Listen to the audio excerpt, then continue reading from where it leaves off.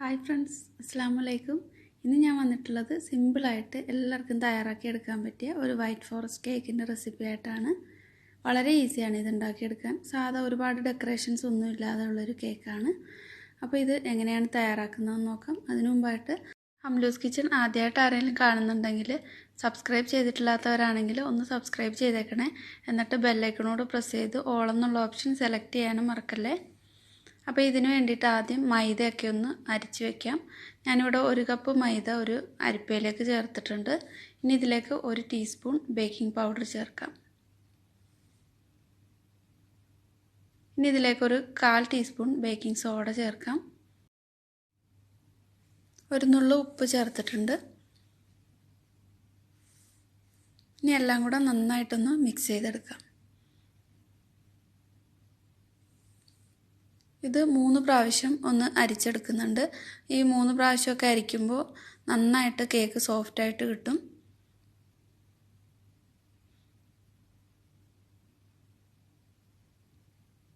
അപ്പോൾ ഈ മൈദയ്ക്ക് പകരമായിട്ട് ഗോതമ്പ് മാവ് വേണമെങ്കിൽ അതും യൂസ് ചെയ്യാം. ഗോതമ്പ് മാവ് ചേർത്താലും നല്ല സോഫ്റ്റായിട്ട് തന്നെ കേക്ക് കിട്ടും. അപ്പോൾ ഇത് മാറ്റി വയ്ക്കാം. ഇനി മുട്ട ബീറ്റ് ചെയ്യാനായിട്ട് ഒരു ബൗൾ എടുത്തിട്ടുണ്ട്. ഇതിലേക്ക് ഒരു 4 മുട്ട ചേർത്ത് കൊടുക്കാം. 4 മുട്ടയാണ് ഈ ഒരു കേക്കിലേക്ക് എടുത്തിട്ടുള്ളത്. നല്ല വലിപ്പമുള്ള 4 മുട്ടയാണ്. അപ്പോൾ ചെറിയ മുട്ടയാണെങ്കിൽ ഒരു 5 എണ്ണമൊക്കെ എടുക്കണം. അതുപോലെ മുട്ട എടുക്കുമ്പോൾ തണുപ്പില്ലാതെ വേണം എടുക്കാനായിട്ട്.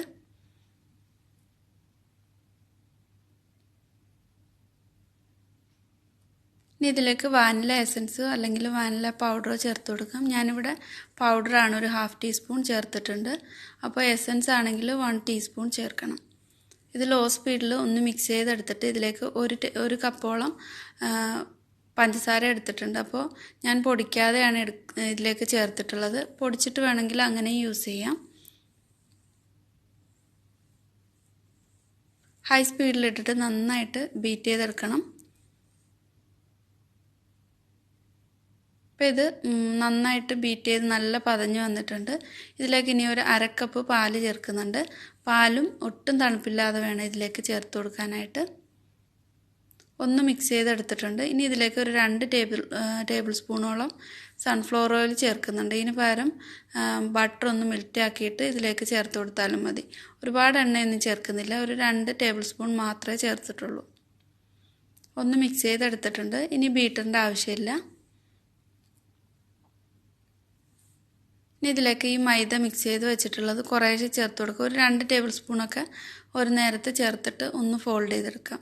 ഇതേപോലെ പതുക്കെ വേണം മിക്സ് ചെയ്ത് കൊടുക്കാനായിട്ട്. ഞാൻ വീഡിയോ കുറച്ച് സ്പീഡിലാക്കുന്നത് കൊണ്ടാണ് സ്പീഡിൽ മിക്സ് ചെയ്യുന്ന പോലെ തോന്നുന്നത്. വളരെ പതുക്കെ വേണം ഇത് ഫോൾഡ് ചെയ്തെടുക്കാനായിട്ട്.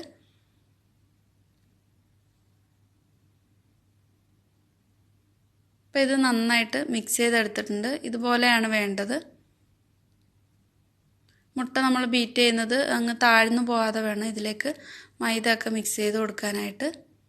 എങ്കിൽ മാത്രമേ കേക്ക് നല്ല സോഫ്റ്റായിട്ട് കിട്ടൂ.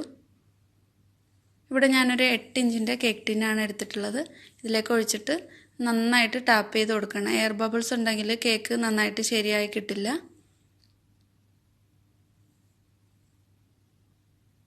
ഒരു 3-4 തവണ ഇതേപോലെ ഒന്ന് ടാപ്പ് ചെയ്ത് കൊടുത്തിട്ട് ബേക്ക് ചെയ്യാൻ വേണ്ടി വയ്ക്കാം. 180 ഡിഗ്രിയിൽ ഓവൻ പ്രീഹീറ്റ് ചെയ്തെടുത്തിട്ടുണ്ട്. ഇനി ഇതിലേക്ക് വെച്ചിട്ട് 45-50 മിനിറ്റ് ബേക്ക് ചെയ്തെടുക്കാം. അപ്പോൾ ഓവൻ ഇല്ലാതെ വേണമെങ്കിലും ഇതേ രീതിയിൽ തന്നെ ബേക്ക് ചെയ്തെടുക്കാം.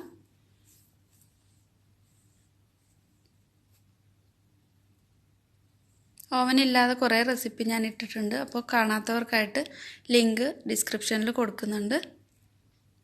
ഇപ്പോൾ ഇത് കേക്ക് ഞാൻ ബേക്ക് ചെയ്തിട്ട് എടുത്തിട്ടുണ്ട്. ഇനി ബട്ടർ പേപ്പറൊക്കെ മാറ്റിയിട്ട് ഇതിന് തണുക്കാനായിട്ട് വയ്ക്കാം. ഞാനിപ്പോൾ രാത്രിയിലാണ് തയ്യാറാക്കിയിട്ടുള്ളത്. നാളെ രാവിലെയാണ് കേക്ക് റെഡിയാക്കി എടുക്കുന്നത്. നല്ല സോഫ്റ്റ് ആയിട്ടുള്ള കേക്കാണ്.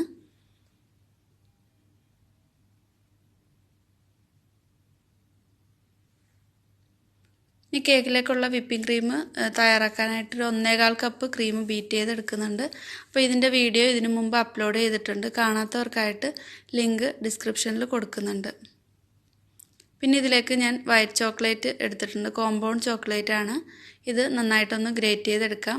കുറച്ച് ഞാൻ വലുതായിട്ട് തന്നെ ഒന്ന് നമ്മൾ പീൽ ചെയ്യുന്ന പീലർ വെച്ചിട്ടൊന്ന് വലുതാക്കി എടുക്കുന്നുണ്ട്. കേക്കിൻ്റെ മുകളിലായിട്ട് ഇട്ട് കൊടുക്കാനും കുറച്ചല്ലാതെ സൈഡിൽ ഇട്ട് കൊടുക്കാൻ വേണ്ടി കുറച്ച് ചെറുതായിട്ട് ഒന്ന് ഇതേപോലെ ഗ്രേറ്റ് ചെയ്തെടുക്കുന്നുണ്ട്.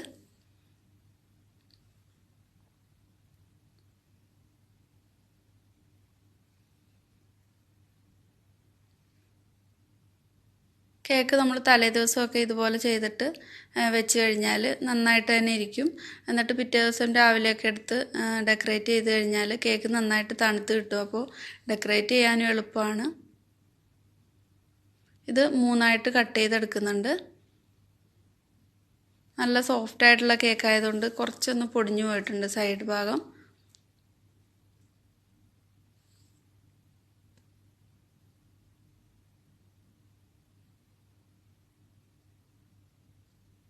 ഇനി ഇത് ഷുഗർ സിറപ്പ് വെച്ചിട്ട് ഒന്ന് നനച്ചു കൊടുക്കാം. ഞാനിവിടെ ഒരു 1/2 കപ്പ് ചെറിയ ചൂടുള്ള വെള്ളത്തിലേക്ക് 3 ടേബിൾ സ്പൂൺ പഞ്ചസാര ഒന്ന് മെൽറ്റാക്കിയിട്ട് നന്നായിട്ട് വെറ്റ് ചെയ്തിട്ട് മാറ്റി വെച്ചിട്ടുണ്ട്. കേക്ക് ബോർഡിലേക്ക് കുറച്ച് വിപ്പിംഗ് ക്രീം ഒന്ന് സ്പ്രെഡ് ചെയ്തിട്ട് ഫസ്റ്റ് ലെയർ കേക്ക് വെച്ച് കൊടുത്തിട്ടുണ്ട്. ഇനി ഇതിലേക്ക് വിപ്പിംഗ് ക്രീം സ്പ്രെഡ് ചെയ്തെടുക്കാം. അപ്പോൾ ഇതിലേക്ക് ക്രീമൊക്കെ വെക്കുന്നത് അവരവരുടെ ഇഷ്ടത്തിന് ചേർത്ത് കൊടുക്കാം. 1 കപ്പ് ക്രീം എടുത്ത് വളരെ കുറച്ച് ക്രീം മാത്രം മതിയെങ്കിൽ 1 കപ്പ് ക്രീം ബീറ്റ് ചെയ്തിട്ട് ചെയ്താലും മതി. ഞാൻ കുറച്ച് ക്രീം കൂടുതലായിട്ട് ചേർത്തിട്ടുണ്ട്. കുറച്ച് ചെറി ഒന്ന് കട്ട് ചെയ്തിട്ട് ഇട്ട് കൊടുത്തിട്ടുണ്ട്. ഇനി ഇതിൻ്റെ മുകളിൽ അടുത്ത പീസ് കേക്ക് വെച്ച് കൊടുത്തിട്ട് ഇതേപോലെ തന്നെ ക്രീം സ്പ്രെഡ് ചെയ്തിട്ട് കുറച്ച് ചെറി ഒന്ന് കട്ട് ചെയ്തിട്ട് കൊടുക്കാം. വൈറ്റ് ചോക്ലേറ്റ് ഗ്രേറ്റ് ചെയ്തിട്ട് ഇട്ട് കൊടുത്താലും നല്ല ടേസ്റ്റാണ്. ഈ ഓരോ ലെയറിലും വൈറ്റ് ചോക്ലേറ്റും കൂടെ വേണമെങ്കിൽ ഇട്ട് കൊടുക്കാം.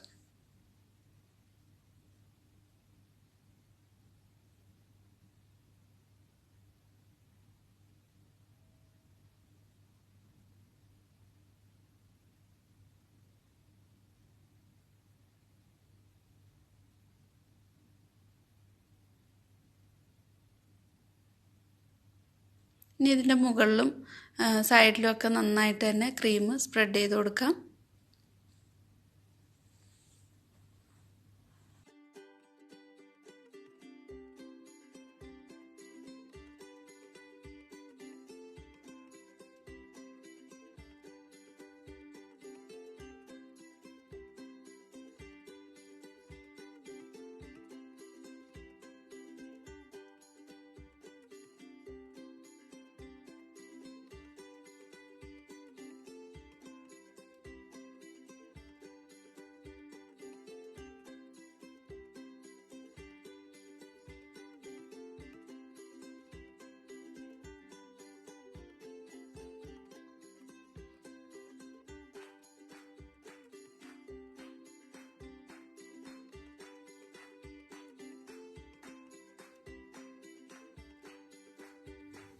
ഇനി ഈ കേക്ക് ഫ്രിഡ്ജിൽ വെച്ചിട്ട് ഒരു 15 മിനിറ്റ് തണുപ്പിച്ചിട്ടെടുക്കാം.